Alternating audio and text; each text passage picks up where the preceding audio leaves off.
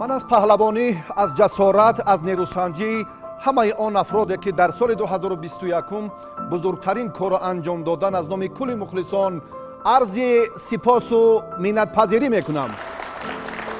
سلام بینندگان عزیز، مخلصان همیشگی برنامه جنبسته سلاله پهلوانی. سال 2021 رویدادهای شایسته، نتیجه های بهتر به عرصه بین المللی قدم نهادن گشتین اجدادی ما، گشتین ملی، گشتینگیری بود. سال 2021 جالبترین رویدادها، عزیزترین مقدسات ملی پرافشانی پرچم در عرصه جهانی از جانب فروتنان میدان گشتین سنتی اوج تازه گرفت که این صحیفه ها را امروز ما در برنامه جنبسته سلاله پهلوانی برگزار میکنیم و همه شما را بینندگان عزیز با سال نو میلادی صمیمانه تبریک میگوییم. بخت و سعادت و اقبال و کامیابی را در روزگارتان همیشه تمنا داریم. واقعا یک فرصت، یک لحظه جالب خاطرمان، حیات جوانمردی که امروز پرافشانی پرچم باز هم احیا کردن ورزش های سنتی را در میدان گشتین ملی اینجا هم چون عملی کرد. مهمان برنامه ما چهره های اصیل، مربیان ورزیده، داوران درجه جمهوریوی و خاصتا نمایندگان فدراسیون های گشتین ملی منطقه کشور که مهمانان را خیر مقدم میگوییم و تنتنه عید باشکوه و شهامت گشتین سنتی را منظور شما میگردانیم.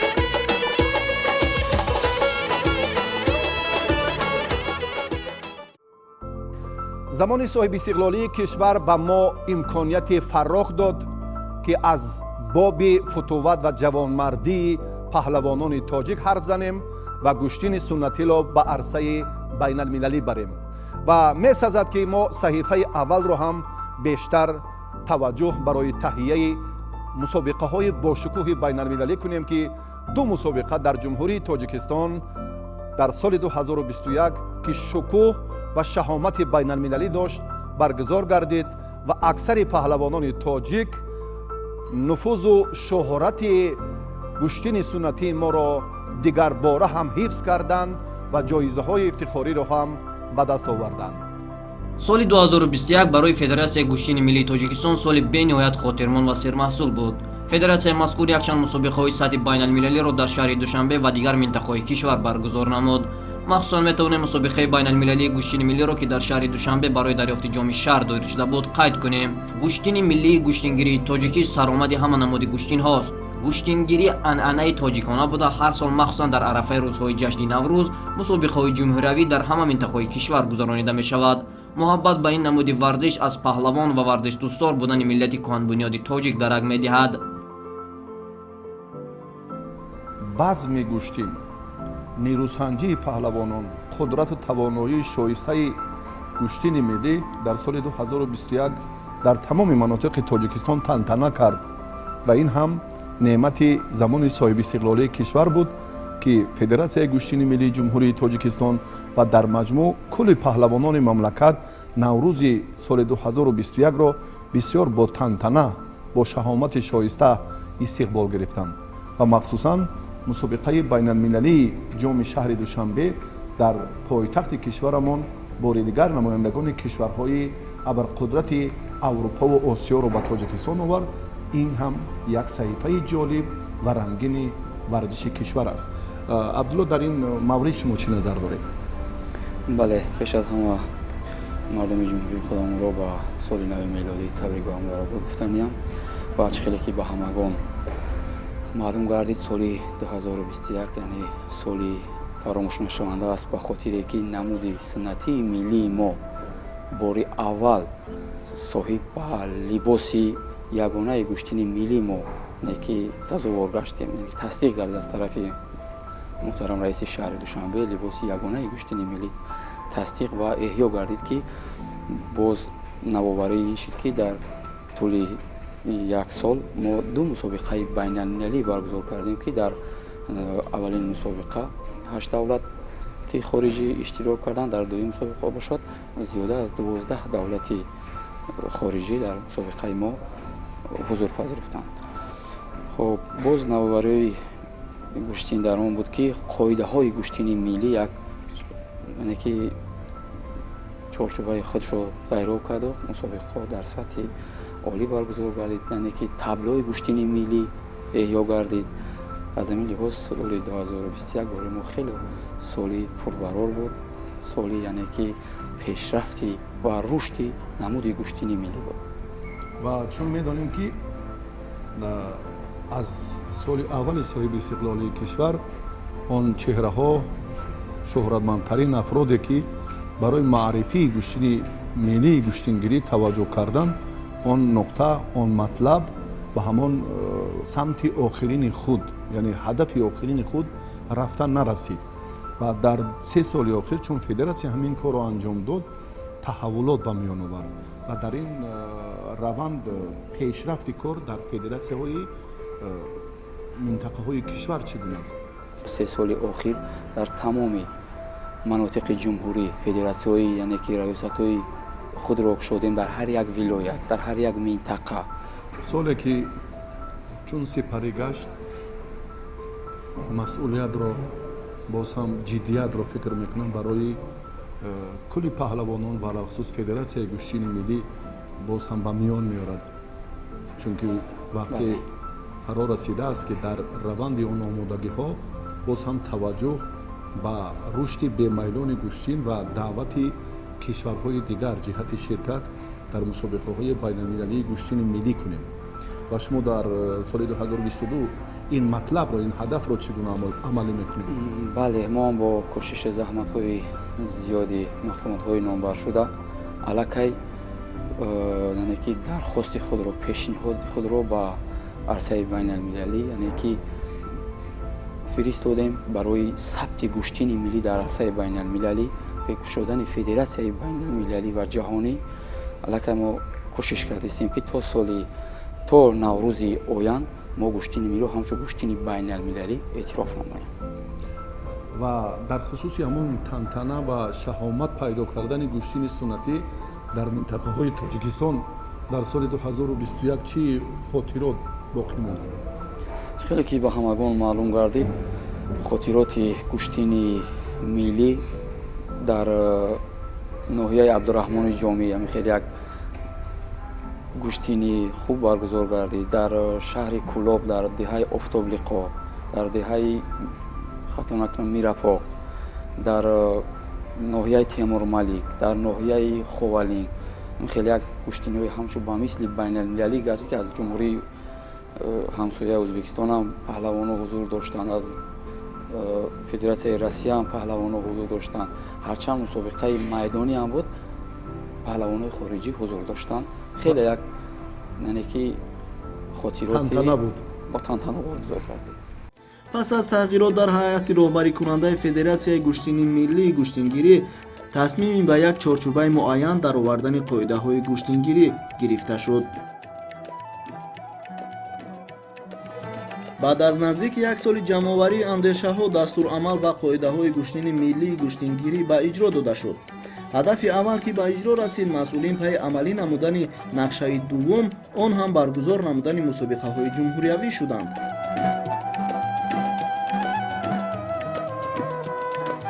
дар аввалин мусобиқаи ҷумҳуриявӣ бо чунин шукӯҳ маълум гардид ки мухлисони гӯштини миллӣ кайҳо боз ташнаи чунин як мусобиқа буданд.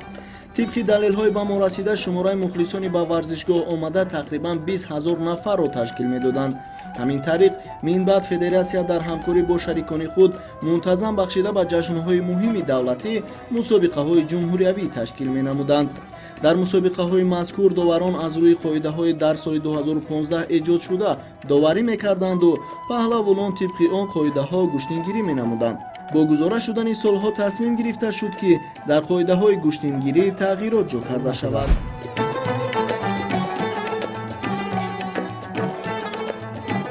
пас аз фаҳмидани назари корбарони федератсия ва намояндаи кумитаи кор бо ҷавонон ва варзиш, мо бо Хуршед Маҷидов, паҳлавони шинохтаи кишвар, атрофи ин мавзӯъ суҳбат намудем. ном бурда аз қоидаҳои нав дастгирӣ кард ва хост ҳамаи мусобиқаҳои гӯштини миллӣ аз рӯи чорчӯбаи нави муайяншуда гузаронида шавад.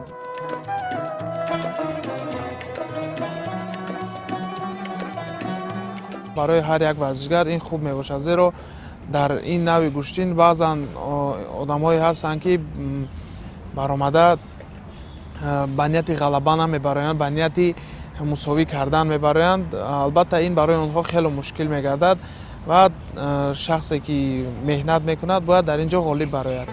барои ба танзим даровардани мусобиқаҳои гӯштингирӣ махсусан бахшида ба ҷашни наврӯз аз ҷониби федератсия чораандешӣ шудааст ва тибқи маълумоти дастрасшуда ин масъала бояд дар муддати кӯтоҳ роҳи ҳалли худро пайдо намояд. навгоние ки имсол пеш аз оғози мусобиқаҳои гӯштингирӣ хусусан бахшида ба ҷашни наврӯз ба вуқӯъ омад, ин таҳияи либоси ягонаи хоси гӯштингирӣ дониста мешавад. яктаки гӯштини миллӣ бо дар назардошти чӣ рукнҳо таҳия шудааст, яке аз паҳлӯи суҳбати мо бо коршиносон ва аъзоёни ҳайати мушовара буд. мо дар ин ҷо худи парчами давлати аз замона дорем ки дар қафаси сина ҷойгир шудааст. дар ин ҷо нишони федератсия аст ки дар нишони федератсия ҳама яъне ки ҷойҳои тарихии мани рамзҳои худи ҷумҳурӣ мебошанд ки ба Тоҷикистони офтобрӯя, яъне ки пахтаи сафед, яъне ки баҳор сабзпӯш, кӯҳҳои яъне ки барфдор, ҳамаи аз нишонаҳои яъне ки ҷумҳурии Тоҷикистон шуд. ба ғайр аз ин боз дар яъне ки ин тараф худи Тоҷикистон бо ҳарфҳои англисӣ яъне ки нишон дода шуд ки Тоҷикистони ҳафт ахтар як нишонаи яке аз ҷумҳурии аз ин замона бошад. умед аст ки кумитаҳои дахлдор дар якҷоягӣ бо федератсия ба мушкилиҳои ҷойдошта сари вақт расидагӣ мекунанд ва мушкилиҳо роҳи ҳалли худро меёбанд.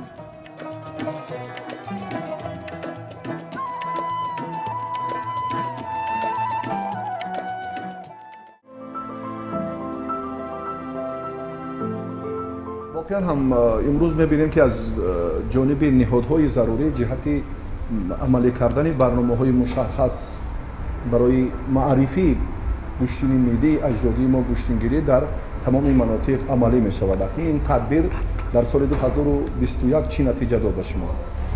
البته بسیار خوب قید کردید.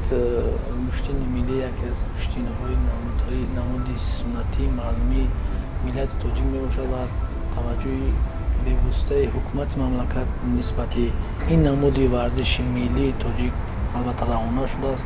کمیته کار با جوانان و ورزش نزد حکومت جمهوری تاجیکستان در نوبت خود همچون مقام وکالتدار دولتی در ساحه تربیت جسمانی و ورزش جهت رشد این نمودی ورزش البته یک قطار کارها را به انجام رسانده و طبق نقشه چارابینی‌های ورزشی کمیته همسالان مسابقه‌های جمهوریوی را در سطح جمهوری برگزار می‌نماید و مرحله آن نیز مرحله یکم و دوم آن نیز در شهر و ناحیه‌های جمهوری برگزار می‌گردد و این هم باشد برای دریافت چهره‌های نوی ورزش از روی نماد گوشتین ملی و به همین طریق با دسته منتخب مملکت وارد نمودن چهره‌های نوی ورزش می‌باشد. پرسندی‌آور همین است که با تشبث فدراسیون گوشتین ملی جمهوری تاجیکستان و مقامات اجرایی کننده دولتی شهر علل خصوص توجه به واسطه رئیس شهر دوشنبه محترم رستم المالی گوشتین ملی دو مرتبه در سطح بین‌المللی برگزار کرده شد که این هم باشد یک دستاورد بزرگ است در ساحه تربیت جسمانی و ورزش از آن جمله گوشتین ملی که دستاورد بزرگ است که ما дар соли 2021 инро шоҳид будем ва шоҳиди он будем ки давлатҳои хориҷ аз кишвар ба ин мусобиқаи сатҳи байналмилалӣ иштирок намуданд ва натиҷаҳои хубам ба даст овардем. ин ҳам бошад як заминае ҳаст барои дар оянда рушд додани намуди гӯштини миллӣ ва чӣ хеле ки мо шоҳид ҳастем гӯштини миллӣ давра ба давра яъне ки низомномаи худро иваз намуд, яъне ки ба таври нав қабул кардани барномаву низомномаи намуди гӯштини миллӣ, таҳия гардидани либоси ягонаи варзиш. Албатта ин як заминае ҳаст барои дар сатҳи байналмилалӣ муаррифӣ намудани гӯштини миллӣ. мо дар якҷоягӣ кумитаи кор бо ҷавонон ва варзиши насби маҷмӯи тоҳсилон дар якҷоягӣ бо федератсияи варзишӣ ва мақомоти иҷроикунии давлатии шаҳру ноҳияҳо низ ҷиҳати рушди ин намуди варзиш ҳамасола мусобиқаро баргузор менамем ва дар оянда низ нақша дорем ки мусобиқаро давра ба давра дар сатҳи баланд баргузор намоем ки мо ҳамчун намуди миллӣ онро дар арсаи байналмилалӣ муаррифӣ карда тавонем. дар минтақаҳои мамлакат мусобиқаи гӯштини миллӣ ин варзиши ашёрӣ варзиши суннатӣ мо ҳам бештар доир гардад ва дар ин раванд кадом хотирот кадом саҳифаҳои ҷолиб боқӣ мондааст ки дар соли 2021 шумо бештар муаззаф будед? чӣ хеле ки шумо дар рафти ҳамин мусобиқаҳо шоҳид будед, бо як тантана баргузор мегардид ва мухлисонам рӯз то рӯз дар аномин намуди варзиши гӯштини миллии мо зиёд гашта истодааст ва кори доварон низ рӯз то рӯз хуб гашта истодааст. мо боварӣ дорем ки фаъолияти хуби доварон низ мухлиси ин намуди варзишро дар шаҳру ноҳияҳо зиёд менамояд ва кумитаи кор бо ҷавонон варзиши насби маҷмӯи тоҳсилон барои дар сатҳи баланд баргузор намудани ин мусобиқаҳо дар вилоят ва минтақаҳо аз рӯи марҳила ба марҳила баргузор намудани ин мусобиқаҳо дар сатҳи хуб нақша чорабиниҳоро тасдиқ намуда давра ба давра амалӣ менамояд. дар вилояти суғ тавре ки мебинем як маҳаббат як садоқати хосаи наврасон ва ҷавонон ба гӯштини миллӣ зиёд аст ва дар соли 2021 чӣ натиҷаҳо буд, чӣ дастовардҳо ба шумо ноил гардид? дар вилояти суғд намуди гӯштини миллии тоҷикӣ рӯз ба рӯз сол ба сол бисёр рушд ёфта истодааст. ҳама варзишгарон ҳамчун мухлисони бисёр ҳам зиёд карда истодааст. муҳаббати ин намуди гӯштини миллӣ дар вилояти суғд бисёр ба мухлисон писанд омада истодааст ва варзишгарони мо бисёр бо ин намуди миллӣ омодагӣ хуб дида истоданд. ҳар сол дар вилояти суғд бо дастгирии федератсия мусобиқаи ҷумҳуравӣ дар ноҳияи ҷаббор расулов дар толори варзиши зарафшон шуда мегузарад. имсол 2021 мусобиқаи ҷумҳуравӣ шуда гузашт. беҳтарин паҳлавонҳон, беҳтарин доварон, намояндаҳои федератсия Саидхоҷаев ва Абдулло иштирок доштанд ва дар он мусобиқа моро хело дастгирӣ хуб карданд ва мо сипосгузор ҳастем аз роҳбарияти федератсия ки моро бисёр дастгирӣ менамоянд ва бисёр варзишгарони мо барои ин мусобиқа омодагӣ хуб мебинанд ва дар оянда мо варзишгаронро ба ин намуд ҷалб намуда истодаем ки ин намуд гӯштини миллиро хуб машқу тамрин намоянд. рушдёбии гӯштини камарбандӣ қаблан хеле беҳтар буд, аммо чун ба таваҷҷӯҳи зиёди ҳам мураббиёну ҳам паҳлавонон агар як бори дигар назар афканем дар рушди гӯштини миллӣ махсусан дар тантанаҳои наврӯз аллакай ҳам сабқати гӯштини камарбандиву ҳам гӯштини миллӣ дар ҳамон ноҳияҳои ҳам ҷаббор расулов, спитамент, масчоҳ бештару зиёдтар мешаванд ва дар соли 2021 ҳамин иқдом чӣ гуна пеша гардид? албатта бисёр хуб қайд кардед. гӯштини миллӣ намуди камарбандӣ дар вилояти суғд бисёр паҳлавонҳои хуб дорад. онҳо гӯштини дар боҷаҳои байналмилалӣ иштирок намуда 2-3 маротиба парчами тоҷикистонро баланд бардоштанд. онҳо низ баъд аз гӯштини камарбандӣ ба гӯштини миллии тоҷикӣ خوب برای خود پیشه گرفتند که در آینده هم گشتنگ کمربندی هم گشتنگ ملی در مسابقه‌های جمهوری سطح جمهوری و بین المللی اشتراک می‌نمایند. و واقعا دوستان عزیز از فعالیت ثمره‌بخش مکتب‌های ورزشی هم زرافشان، هم لنگلیف، هم ناحیه مسجد، ناحیه اسپیتامن برمی‌آید که امروز هم در روند توجه به نمودهای المپی به ورزش افضلیت‌نام گوشین ملی ما یک محبت خاص است. با این گفته‌ها مثال شده می‌تواند مخصوصاً برگزاری چمپیونات جمهوری تاجیکستان هم میان نورسان و هم میان جوانان در کاخ ورزشی زرافشان و نقشه‌های دورنمای شما جهت بهتر کردن کار در سال 2022. البته ما ورزشکاران را برای 2022 باز هم خوب آمادگی خوب می‌بینیم که در 2022 چنانه که سید خواجه عبدالله بیان کردند که گشتنگ ملی تاجیکی در عرصه بین‌المللی داخل شد. ما بسیار خرسند شدیم. در آینده ورزشکاران را بر گشتنگ بین‌المللی آماده می‌نماییم که تا پرچم تاجیکستان را بلند بردارند. برای کامیابی تمنا داریم، امیدواریم که در سال 2022 باز هم نقشه‌های شما جهت بهتر سامان دادن مسابقه‌های گشتین ملی عملی می‌گردند و این رو هم در تنتنه‌های نوروز ولایت سوق ما بر علامه مشاهده می‌کنیم که بسیار یک همایش جمع آمد، بسیار شکوه و نصرت خاصه گشتین ملی در این ناحیه‌هایی که چون بیان کردیم همین انداز است. سال نو میلادی مبارک باشد و برنامه جنبستی سلاله پهلوانی جریان دارد و ما با پهلوانان دیگر با چهره‌های اصیل با مربیان و استادان ورزیده صحبت خود را در این روز جشن سال نو میلادی ادامه میدیم.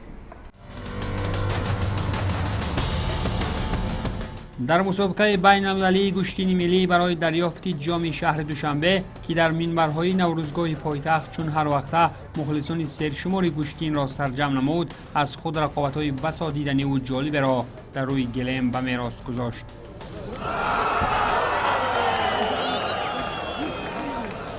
برگزاری نخستین مسابقه بین المللی عاید به گشتین ملی که در 4 وزن 65 کیلوگرم، 75 کیلوگرم تا 90 کیلوگرم و جمع 90 کیلوگرم صورت گرفته بود، بهر اشغال مقام‌های اول 4 وزنی نامبر شده 4 اتومبیل تمغه روان چون شاه جایزه به مکان اصلی مسابقه آورده شدند.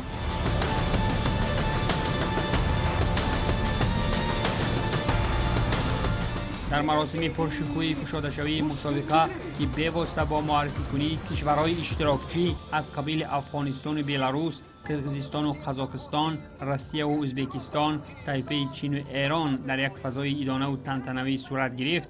همچنین نمایندگان مقامات اجرایی حاکمیت دولتی شهر دوشنبه و کمیته کار با جوانان و ورزش با اشتراک و سخنرانی خویش و کل ورزشگران در راه رقابت سالم و ورزش پرورانه برای کامیابی ها تمنا نمودند. با آغاز گردیدن رقابت‌ها بالای گلیم چطور از مسابقه های پیشین معلوم بود، از میان ورزشگران کشورهای خارج نمایندگان کشور ازبکستان با پیروزی های پی در پی موفقانه به پیش رفته در نخستین رقابت فینالی در وزن 65 کیلو نیز نمایندگی کشور ازبکستان به فینال برآمد. حریف ورزشگری کشور ازبکستان در فینال باشد ورزشگری امیدبخش تاجیک عارف دادوف بود که در راه به فینال ورزشگران بالیاقت چون بهرام صوفیف، یعقوب جان باقیف و خیراندیش مرادزاده را شکست داده بود. در فینال وزن 65 کیلوگرم باشد در مقابل عارف دادوف نماینده کشور ازبکستان دلشاد بوریف ایستاد شده بود که همین رقابت نخستین قاب آزمایی فینالی بین ورزشگران تاجیکستانی و ازبکستانی گردیده بود. خوشبختانه برای کلی مخلصان گشتین ملی تاجیک، عارف دادوف با کوشش و تلاش‌های سرسخت خویش در این رقابت پیروزی را به کف کرد و سزاوار نخستین شاه جایزه در وزن 65 کیلوگرم گردید. دو مقام سوم رقابت وزن 65 کیلو باشد نصیب خیراندیش مرادزاده و محمد یوسف شعیب از کشور افغانستان گردید. مبارک شود. این سومین نشان طلا است. خیلی هم خوب، خیلی هم جایزه. آفرین. باور کنید عارف دادوف قهرمانانه مبارزه برد. بسیار خوب کرد، کار خوب را انجام داد، پرتاب حلال بود. ببینید حالت تکرار رو. عارف دادوف رقیب رو ماهرانه با تخت پشت رفتند. انا این است آناری عارف دادوف در لحظه های آخران ثانیه ها باقی مانده بود. ثانیه ها مبارزه برد. ببینید از زمین خود رو بالا آورد و رقیب رو با تخت پشت رفتند. آفرین عارف دادوف. در مراسم جایزه سپاری غالبان وزن 65 کیلو مدال و تحفه های پولی را در حجم 15072 سامانی برای مقامداران زینه سیوم، مبلغ پولی 3145 سامانی برای شکست خورده در فینال و автомاشین تمغه روان برای غالب وزن از تاجیکستان قهرمان بازی المپی ریو 2016 دلشاد نظرов تقدیم نمود.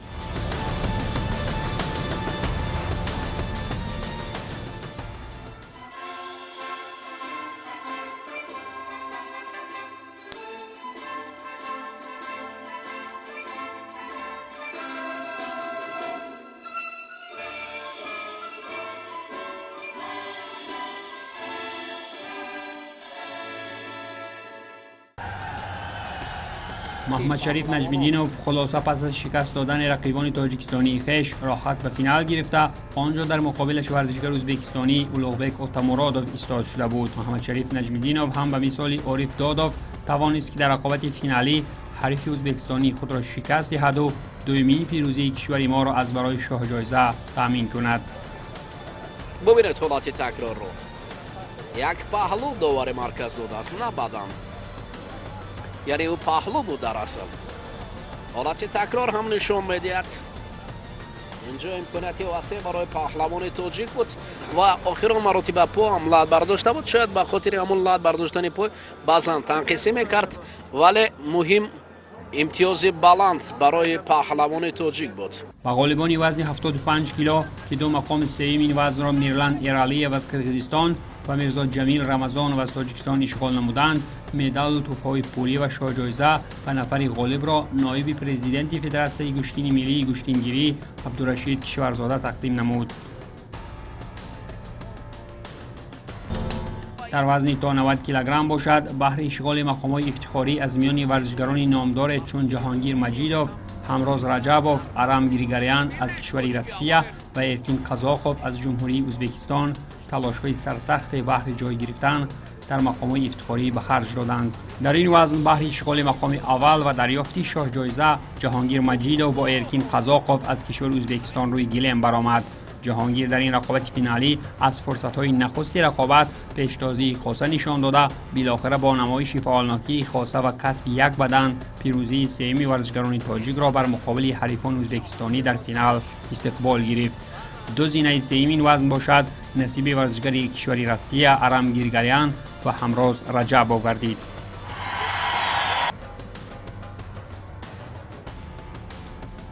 همین طریق چهارمین رقابت فینالی مسابقات که در وزن جمعی 90 کیلو صورت گرفته بود بین تیمور رحیموف و نماینده جمهوری اسلامی ایران جرجل ابراهیم شهریار جریان گرفت که در این رقابت تیمور رحیموف با استفاده از چالاکی خاصه و مهارت عالی گشتینگیری در فرصت‌های نخست رقابت حریف ایرانی خویش را دچار شکست نمود.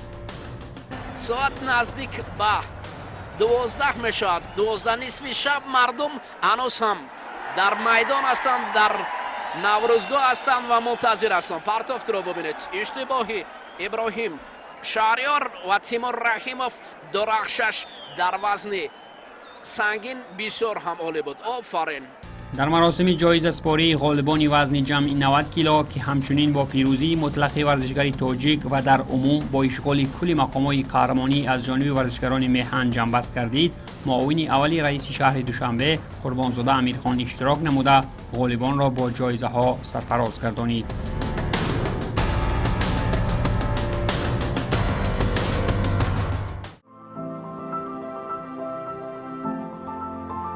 سرچشمه معتمد رو شما از گوشین ملی دریافتید. شما میدونیم که سلالای پهلوانی هم در عائله شما چون رشد کرد و بعدا به دوری‌های دور رفتید و می‌خواستیم صحبت رو ابتدا هم از گوشین ملی از همون جام شهر دوشنبه آغاز کنیم که با یک تن از پهلوان خیلی شهرتیاری جمهوری ازبکستان اشتراکچی بازی‌های المپی توکیو رقابت کرده. سال 2021 یک аз солҳои гузарон шуд, барое ки ман дар чандин мусобиқаҳо иштирок кардам. яке аз мусобиқаҳо ки дар шаҳри душанбе ҷоми шаҳри душанбе баргузор гардид, ман бо яке аз ҳарифони пурқуввати худ дар давраи ниҳоӣ бо паҳлавон аз ҷумҳурии Ӯзбекистон Олтибоев Бекмурод озмоӣ кардем ва ман тавонистам бо аксу амал бо ҳаракати худи ӯ мағлуб кунам ва соҳиби шоҳҷоиза гардам. бори аввал нуфузи байналмилалӣ гирифтани гӯштини миллиро шумо чӣ гуна баён мекунед ҳамчун паҳлавони шоҳрадиёи тоҷик? чӣ хеле ки мо медонем гӯштинги тоҷикӣ фақат дар байни варзишгарони ҷумҳурӣ мусобиқаҳо буданд, мусобиқаҳои фақат ҷумҳуриявӣ буд ва хушбахтона имсол дар ҷумҳурӣ якбора ду маротиба мусобиқаҳои байналмилалӣ баргузор гардид ки беҳтарин варзишгарони ҷумҳурии Ӯзбекистон, Эрон, Туркия, Русия ҷамъ омада буданд ва сол аз сол гӯштинги ҷумҳурӣ, гӯштинги миллӣ рушд карда истодааст ва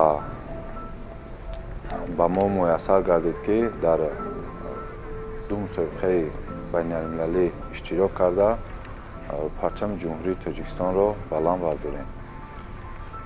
тимур ҳама ибтидои бомуваффақона ҳамон як таваҷҷӯҳ, як завқу шавқ ё шӯру исёни давраи наврасӣ буд. ман фикр мекунам ки шумо ба ҳамин майли бештар пайдо кардед ва як лаҳза мо имкон дорем, фурсат дорем ки боз ҳам таваҷҷӯҳ кунем ба ҳамон анъанаҳои суннатӣ ба майдондориву ба гӯштинҳое ки махсусан дар ҳамин соли 2021 сурат гирифт. чӣ хотирот боқӣ монд ба шумо? моҳи май пеш аз ду мусобиқаи калони варзишӣ ки яке қаҳрамонии ҷаҳон ва дигаре қаҳрамонии олимпӣ буд, мо машқу тамринҳои худро дучанд карда будем ва ба мо хабар омад ки дар ноҳияи Ховалин яке аз гӯштингҳои калон баргузор мегардад. мо сафарбар шудем. дар он ҷо аз давлати Ӯзбекистон паҳлавонони хуб омада буданд, аз Россия паҳлавонони хуб омадагӣ буданд ва яке аз онҳо Муҳсин Ҳисомиддинов дар майдондорӣ мекард. як паҳлавони худамонро мағлуб карда буд ва муддати зиёд дар майдон шишта буд. ҷои нангу номус буд, як ҳисси ватандорӣ буд ва ба ман муяссар гардид ки ман ҳарифи худро шикаст диҳам.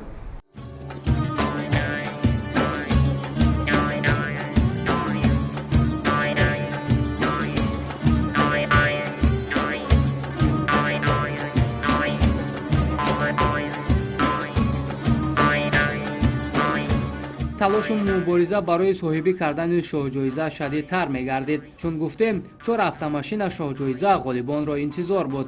барои шоҳҷоизаи аввал варзишгари саршиноси тоҷик Темур Раҳимов бо паҳлавони муваффақи Ӯзбекистон Муҳсин Ҳисомиддинов андари майдон шуд.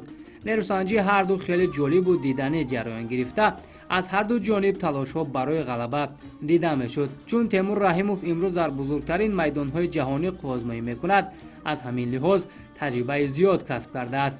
баъд аз кашмокашӣ қариб 10 дақиқаина Темур бо як усули хеле зебо паҳлавони ӯзбекро ба тахтапӯш афтон ки дили тамоми мухлисони гӯштини тоҷикро шод намуд.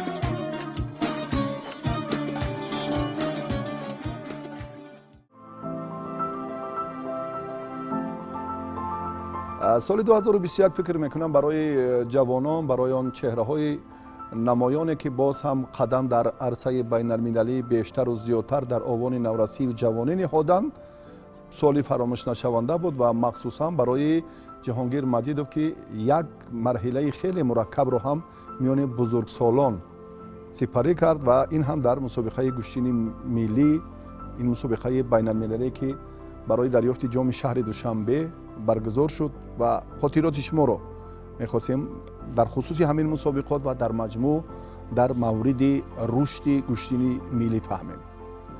соли 2021 хеле ҳам соли пурбарор буд барои ман.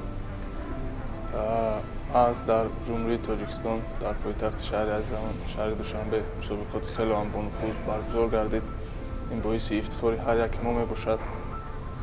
мусобиқоти ҷоми шаҳри душанбе оид ба гӯштинги миллӣ ки бо иштироки якчанд давлати хориҷа баргузор гардид.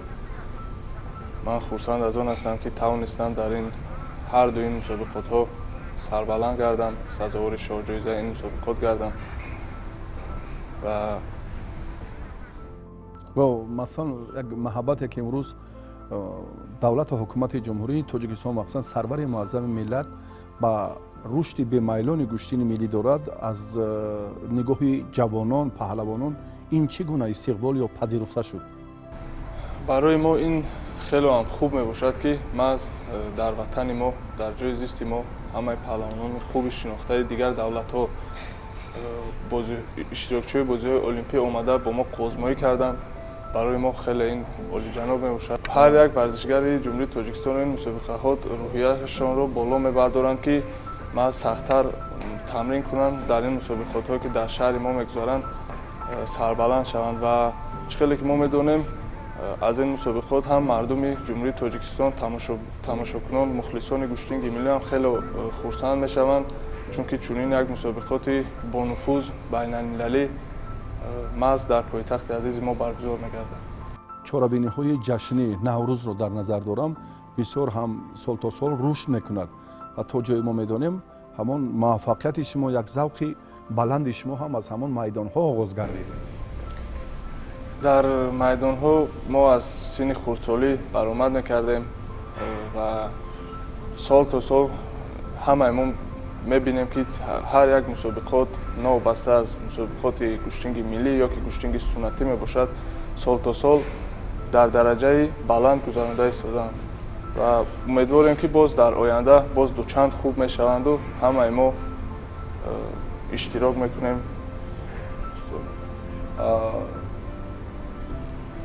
ба матлаб расидани ҳар як варзишгар ин ҳам на як солу 2 солу 5 солро дар бар мегирад.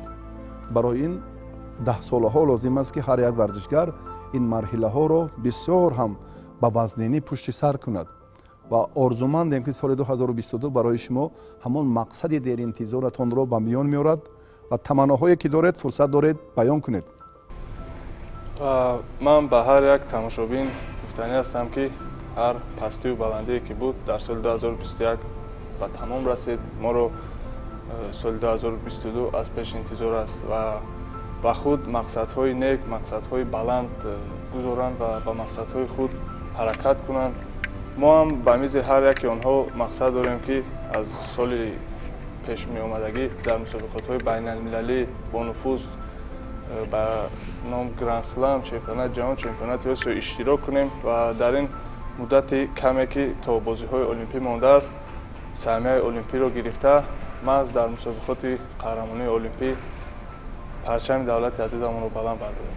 фирдавс, то ҷое мо медонем як маҳаббати гӯштини миллӣ ҳам аз ҳамон овони кӯдакӣ маншаъ гирифт. ба майдони варзиши суннатӣ қадам ниҳодани шумо ҳам аз ҳамин як мактаби кӯчаки гӯштини Кулобшаҳр шурӯъ шуд ва соли 2021 барои шумо чӣ гуна сол ба ҳисоб меравад? соли 2021 барои ман хеле соли бобарор буд. дар гӯштиниҳои миллӣ наврӯзӣ, дар ҷашнҳои наврӯзӣ хеле як қозмои хуб нишон додаем. дар соли 2021 дар шаҳри Кулоб дар деҳаи Дана чӣ хеле ки ба ҳамагон маълум аст гӯштини миллӣ баргузор гардид ва дар он ҷо бисёр ҳам паҳлавонҳои пурқувват аз Федератсияи Россия омаданд ما در آنجا بالای 3 رقیب خود دست بالا گشته و برای مرحله نهایی با یکی از پهلوانان جمهوری روسیه روسلان کیسیلیوف که چمپیون جهان می باشد آید و گوشتین سامبو بالای دست بالا گشته و سزاوار شاهجایزه گشتیم. дигар бора ҳам таваҷҷӯҳ кунем ки муҳаббати гӯштини суннатӣ аз ҳамон овони кӯдакӣ ба вуҷуд омад ва баъдан ба дуриҳои дур ин матлаб ва ин мақсад шуморо бурд, яъне ба мусобиқоти қаҳрамонии осиё новобаста аз оне ки дар ришаи самбо буд ва дар ҷудо ҳам ҳамчунин дар мусобиқоти гран-при ширкат варзиде. сарчашмааш ин ҳамон шавқу шӯри овони наврасӣ буд дар гӯштини суннатӣ. соли 2021 барои шумо чӣ гуна сол буд ва чӣ таъссурот доред аз ин соли анҷомёфта? ман соли 2021 ба ман хеле соли бобарор буд ки дар гӯштинои миллӣ дар ҷумҳурии тоҷикистон баргузор мегардид. дар он ҷо иштирок карда ва чандин рақибони худро мағлуб мекардам. соли 2021 дар гӯштини шаҳри кӯлоб ки дар даҳанаи кӯлоб баргузор гардид. дар он ҷо ман 4 ҳарифи худамро мағлуб кардам ва сазовори якчанд мукофотҳои хуб шудам. баъдан дар ҷумҳурии тоҷикистон ҷоми шаҳри душанбе баргузор гардид. дар он ҷо 2 ҳарифи худро мағлуб карда ва бо ҳарифи пурқуввати худ аз русия буд. дар он ҷо бо ҳарифи худ рақобат кардем. дар он ҷо шикаст хӯрдам ва сазовори медали дуюм шудам. ман аз ин яъне зиқ нестам. ҳаракати ман бисёртар шуд ки машқу тамрини хуб кунам ва дар соли 2022 ин рақобатҳо ба боз ояд. боз дар гӯштинои миллӣ рақобати худро нишон диҳам. соли 2021 ба ҳамаи ҷумҳурии тоҷикистон ман медонам ки соли бобарор буд, соле ки бисёртар гӯштинои миллӣ баргузор гардид. дар ҳамаи ноҳияҳо ва дар ҳамаи деҳото гӯштини миллӣ бисёртар гардид. шаҳомати худро дошт ва баъдан чун дидем ки дар ноҳияи ховалинг ҳам як матонати дигар, як маҳорати беҳтар буд. бонувон ҳам ба ин майдон ҷалб мегарданд. ин ҳам шукр аз фазои озоду ободи ватани маҳбуби мо ки варзиши суннатии мо рушд мекунад ва нақшаҳо фикр мекунам шуморо боз ҳам бештар мешавад ва то ҷое мо медонем навакак шумо ба як масъулияти хеле зиёд ба дӯши шумо шуд. аъзои кумитаи иҷроияи кумитаи миллии олимпии мамлакат фикр мекунам ки ҷолибтарин ва хотирмонтарин лаҳзаи ҳаёти 23-солаи шумо дар ҳамин рӯзҳои охир ба вуқӯъ пайваст. ман аз ин хеле хушҳол ҳастам ки дар охири сол ба ман бо як хурсандии хуб насиб гардид ва шукрона мекунем ки ватани мо тинҷи оромӣ аст. мардуми мо дар ватани тинҷи оромӣ зиндагӣ мекунад. ҳамаи мо шукрона карданд ва соли 2022-ро ҳамихел ҷашну ба хубиҳои зиндагимон ҷашн гирем. президент махсусан ба шумо таваҷҷӯҳ карданд, чун ба гулдухтароне ки дар майдони гӯштини суннатӣ рақобат мекунанд эътибори махсус зоҳир намуданд. сарвари муаззами миллат, президенти варзишпарвари кишвар ки ҷоизаҳои беҳтар, мукофотҳои олӣ ба гулдухтароне ки баробари мардон нерӯ месанҷанд гузошта шавад ки фикр мекунам ин масъулияти шуморо дар соли 2022 зиёдтар мекунад. албатта соли 2021 бисёртар ман дар гӯштинои миллӣ иштирок кардам. яъне ҷаноби олӣ президенти ҷумҳурии тоҷикистон ба ин нигоҳ карда ва мукофотҳои хубтар ба гулдухтарони тоҷик, яъне шавқу рағбати зиёд ба варзиш доштанд, бисёртар ба моро дастгирӣ карда ва ба гӯштиниҳои миллӣ мукофотҳои беҳтарин ҳадя кардам. мо то ҷое медонем шумо ҳамчун мураббии ҷавон ҳоло наврасонро таълим медиҳед, дар ин ҷабҳа ҳам ба шумо комёбӣ таманно дорем.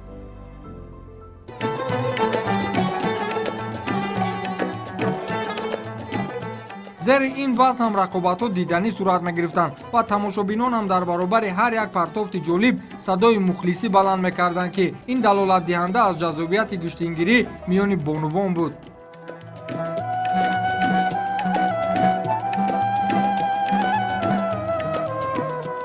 баъд аз гузора шудани як даври қувваозмоиҳо зери вазни 65 кило ҳамагон финалистони даври ниҳоии вазни мазкур Камила Бадурова аз дастаи Русия ва Шоҳида Қаландарова аз Тоҷикистон пешгӯӣ намуданд.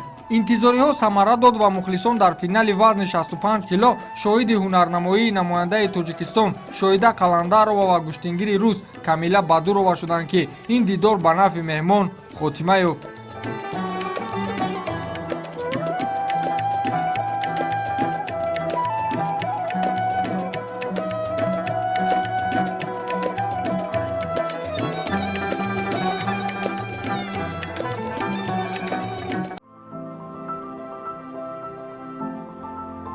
то ҷое медонем дар маҷмӯаи варзишии Зарафшон махсусан мураббиёне фаъолият мекунанд, ки имрӯз ҳам раванди корашон барои омӯзиши гӯштини миллӣ аст ва дар ин минтақа алон кор чӣ гуна ҷараён мегирад ва дар соли 2021 шумо ба чӣ натиҷаҳо ноил шудед? дар соли 2021 ба натиҷаҳои хеле хуб ноил гаштанд варзишгарони ноҳияи Ҷабор Расулов, деҳаи Зарафшон ва махсус мураббиён барои пешрафти намуди гӯштини миллӣ кор ва фаъолият карда истоданд ва намуди гӯштини миллиро пеш бурда истоданд. ва дар аксари мусобиқаҳо махсусан дар шаҳри Душанбе дар марҳилаҳои ниҳоӣ то ҷое мо медонем ҳамон рақобатҳои баҳсбарангезро шумо холисона ҳакамӣ мекунед, яъне аз ҷониби сардовари мусобиқот, кумитаи тадорукот бештар ҳамин масъулиятро ба дӯши шумо вомегузоранд, ки шумо ҳамеша бетарафиро пеша мекунед ва довари адолатпешаед. дар ин маврид чӣ фикр доред? чуне гуфтед, барои довари хуб будан бояд бетараф шудан дар кор ва аз рӯи адолат доварӣ кардан лозим аст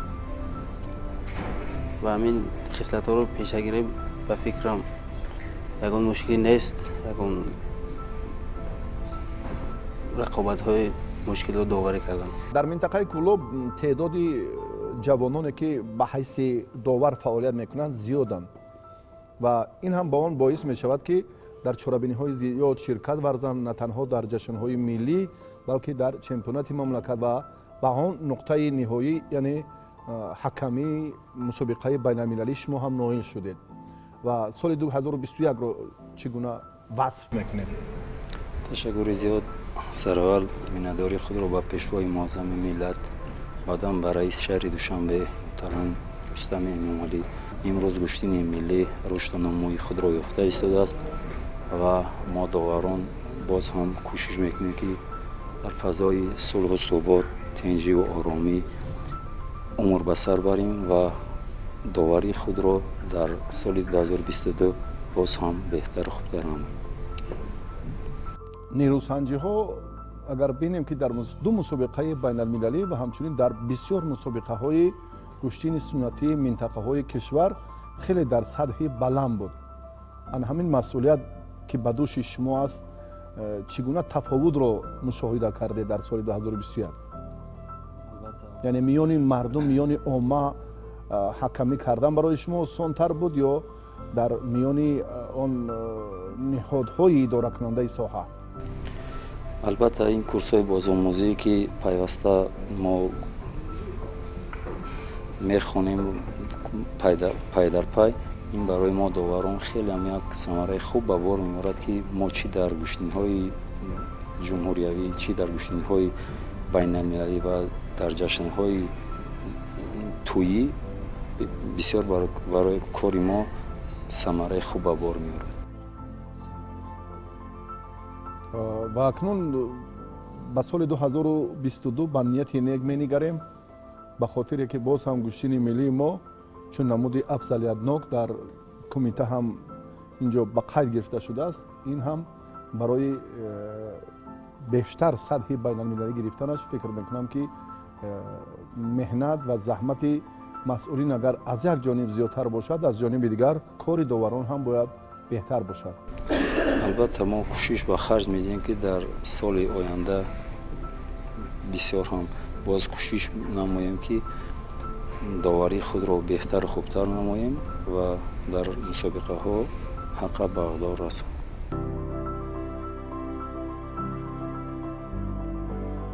бемадади мураббӣ, бемадади довар, бемадади чеҳраҳои саршинос, устодони соҳибтаҷриба гули мақсуд чида намешавад.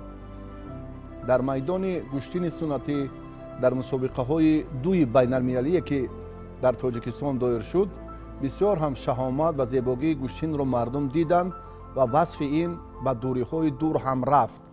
ва соли 2021 аз нигоҳи шумо чӣ гуна хотима ёфт? бубинед ки соли 2021 бо ҳидоятҳои сарвари давлат ва дастгоҳҳои ҳамаҷонибаи раиси шаҳри душанбе ҳамчун эҳёгари либосҳои миллии гӯштингирии мамлакат дар ҷумҳурии тоҷикистон ду маротиба мусобиқаҳои сатҳи байналмилалӣ дар яке аз мусобиқаҳо бо иштироки 8 давлати хориҷи кишвар ва дар мусобиқаи дигар бо иштироки зиёда аз 12 давлати хориҷи кишвар ширкат варзиданд ва хурсандӣ аз он аст ки ҳар яке аз иштирокчиёни ин чорабинӣ дар ба ватани худ баргашта аз он ҷо ба унвони раиси шаҳри душанбе ва ба унвони раиси федератсияи миллии гӯштингирии мамлакат номаҳои табрикотӣ ва дастгириро ирсол намуданд. соли 2021 саҳифаи ҷадидро дар варзиши суннатӣ, эҳёи варзишҳои миллӣ боз кард ва бисабаб нест ки мо ҳам дар мизи мудаввар дар ин барномаи ҷанбастии сулолаи паҳлавонӣ чеҳраҳои саршинос, паҳлавонони шӯҳратёр, доваронро ҳам ҷалб кардем. аммо боз ҳам буданд паҳлӯҳое ки бисёр ибратбахшу намуна арзёбӣ мешуданд ва ин ҷо ҳам метавон боз ҳам дар сифоти кори хуби довариву ҳамон пеша кардани адолати комил дар соли 2021 ҳарф зад. аз ҳама муҳимаш он буд ки бубинед ки баъд аз гузаронидани якчанд маротиба аз ҷониби роҳбарияти федератсияи миллии мамлакат курсҳои бозомӯзӣ барои доварони ҷавон ва ҷалб кардани мутахассисони варзидаи хориҷи кишвар, алалхусус довари дараҷаи байналмилалӣ оид ба гӯштини тарзи ҷудо ва кураш оғои куруш аз хусравёр аз ҷумҳурии исломии эрон ки таҷрибаи хеле ва хеле ҳам ғанӣ дорад оиди баргузории чорабиниҳо, оиди ташкил ва баргузор кардани чорабиниҳо. бубинед ки доварони мо ба чӣ дараҷа хеле ва хеле ҳам малакаи варзишию доварии онҳо хеле хуб шуд ки бубинед ки дар давоми ду чорабинии байналмилалие ки гузаронидем аз ҷониби мураббиён, мутахассисони соҳа ва тамошобинони сершуморе ки дар он ҷо ширкат варзиданд ба унвони раиси федератсия ягон эрод, ягон эътироз пайдо нашуд. ин аз он далолат медиҳад ки роҳбарияти федератсияи гӯштини миллии мамлакат дар роҳи дуруст аст ва ман умед аз он дорам ки дар соли 2022 ки мо хеле ва хеле умеди зиёд дорем ки то ҷашнҳои наврӯзи байналмилалӣ мо федератсияи байналмилалии гӯштингириро ҳатман хоҳем кушод ва ин як хурсандӣ чӣ барои доварон, чӣ барои мураббиён ва чӣ барои тамошобинони хеле ҳам шарафманди халқи тоҷик аст ки онҳо орзуи деринаи халқи тоҷикро дар амал татбиқ мекунанд. заминаи асосии рушди бемайлони гӯштини миллӣ ва таъсиси федератсияи байналмилалии гӯштингирӣ барои ҷаҳонӣ шудани гӯштини суннатии мо ба вуҷуд омадааст. ба таманнои оне ки албатта соли 2022 ин амалӣ мешавад ва ҳастанд боз нақшаҳое ки ҷиҳати تقویت این کار زمینه گذار باشند. роҳбарати федератсияи миллии гӯштингирии мамлакат тасмим гирифтааст ки дар соли оянда якчанд мусобиқаи байналмилалиро баргузор намояд ва бо ҳамин роҳ ҳам федератсияи байналмилалӣ кушода мешавад ва ҳам гӯштини суннатии мо дар арсаи байналмилалӣ ҳам ташвиқ мегирад, ҳам оммавӣ мегардад ва ман боварӣ дорам ки дар оянда барои тамошобинони сершумори мо боз ҳам хеле хуб ва хуб мешавад. ба ҷуз дигар федератсияҳои кишвар, федератсияи гӯштини миллӣ низ дар интиҳои сол маросими ҷамъбастӣ ва ҷоизасупорӣ баргузор намуд. федератсияи гӯштини миллӣ низ имсол ба хулосае омада ки кӯшишу заҳматҳои гӯштингирони кишварро бо ҷоизаҳои таъсис намуда қадрдонӣ намояд. ҳамин тавр федератсияи мазкур беҳтаринҳоро дар ин сол муайян намуда бо тӯҳфаҳои хотиравӣ қадрдонӣ намуд. аз миёни гӯштингирони фаъоли кишвар дар имсол Темур Раҳимов, Ҷаҳонгир Маҷидов, Мирзо Ҷамил Рамазонов, Фирдавс Насимов ва яке аз чеҳраҳои умедбахши гӯштини кишвар Хайрандеши Муродзода мукофотонида шуданд. ҳамин тавр Темур Раҳимов гӯштингири бо маҳорати кишвар беҳтарин варзишгари сол эътироф карда шуд. Ҷаҳонгир Маҷидов бошад дар вазни 90 килограмм беҳтарин гӯштингир муайян гардид. Мирзо Ҷамил Рамазонов ва Фирдавс Насимов низ беҳтаринҳо дар вазни худ интихоб шуданд ва онҳоро низ бо тӯҳфаҳо қадрдонӣ намуданд. ба ҷуз қадрдонии варзишгарон дар ин маросим низ беҳтарин сармураббиро интихоб намуданд.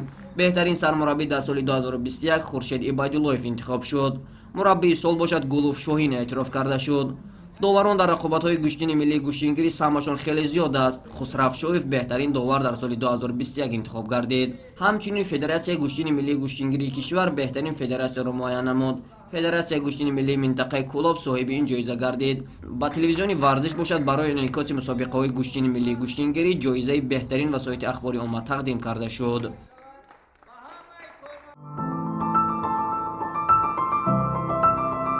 рушд ёфтани тамоми соҳаҳо, махсусан варзиш, амалӣ кардани унсурҳои асосии тарбияи ҷисмонӣ ва варзиш дар мамлакат воқеан ҳам заминаи боз ҳам муаррифии ватани маҳбуби мо дар арсаи ҷаҳонӣ аст. ҳам гӯштини суннатии мо, ҳам варзиши тоҷик ва ҳам шарофати истиқлолияти комили давлатии ҷумҳурии Тоҷикистон боло мегирад ва мо ҳам метавонем ки дар соли 2022 асбоби футувату ҷавонмардӣ, қавииродагиву пирӯзиҳои варзишгарон ҳарф бизанем. бо ин таманно инҷо барномаи идонаи ҷамъбастии сулолаи паҳлавонӣ ба поён мерасад. ба мардуми Тоҷикистон пеш аз ҳама умри дароз, саодат, комёбӣ, бахту иқбол, фаровонӣ, дастархони пур аз ганҷу неъмат орзумандем ва ҳамеша таманнои онро мекунем ки дар арсаи ҷаҳонӣ бо шарофати истиқлолияти давлатӣ парчам парафшон бошад ва суруди миллии ҷумҳурии Тоҷикистон дар тамоми кишварҳои дунё аз ҷониби паҳлавонони мо замзама гардад. шабатон бахайр, саломату комёб бошед.